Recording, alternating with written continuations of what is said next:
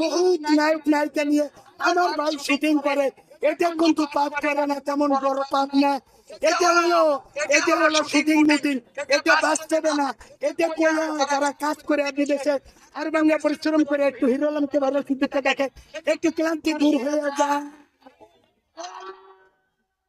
Hero আলমকে হাজার হাজার নায়িকা, ওই বিদেশি নায়িকা, ওই সব নায়িকা ঐশ্বরিয়া আর নাসমিতা মান্দানা সহ পাকিস্তানি নায়িকারাও যেন হিরো আলমের কাছে আইসা পায়ের কাছে বলে থাকে।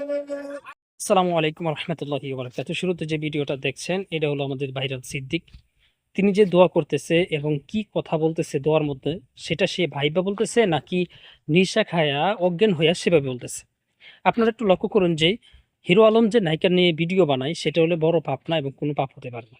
এটা কোনো কথা আছে? এটা বড় পাপ না। এটা কি তাহলে কি তার মানে সে যেটা করতেছে ভিডিও বানাইতেছে এটা কি জায়েজ করতেছে নাকি না জায়েজ করতেছে? আপনি কি সিদ্দিক সাহেব জানেন না?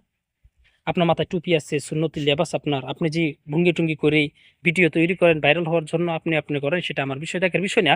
দেখার বিষয় হলো আপনি যে হিরো আলমকে নিয়ে যে কথাগুলো বলছেন যে নায়িকাদেরকে নিয়ে ভিডিও বানাই ইনকাম করে, সেটা কোনো বড় পাপ হতে পারে না। এবং বাহিরের রাষ্ট্র থেকে নায়িকার আইসা তার পায়ের কাছে পড়ে থাকবে, আল্লাহ সেই তৌফিক থেকে দান করে দিত। এবং সে যে কামাই ইনকাম করতেছে মেয়েদেরকে নিয়ে নাচ গান তল্লাশি করে, সেটা কোনো পাপ হতে পারে না। এখনকার জেনারেশনে যদি সেটা হয়ে থাকে যে কোনো পাপ হতে পারে না, তাহলে তো মানুষ সেটাই শুরু করবে, মেয়েদেরকে নিয়ে নাচ গান শুরু করে ইনকাম করা শুরু করবে। কারণ সিদ্দিক সাহেব তো ওই যে ফতোয়া দিয়ে দিয়েছে এটা কোনো বড় পাপ না। এটা সে শুটিং করতেছে, মেয়েদেরকে নিয়ে শুটিং করতেছে, ভঙ্গি ভঙ্গি করতেছে, গায়ে হাত দিতেছে, সব কিছু করতেছে, এটা পাপ না। তাহলে পাপ কি? নামাজ পড়লে পাপ ভাই? রোজা রাখলে পাপ?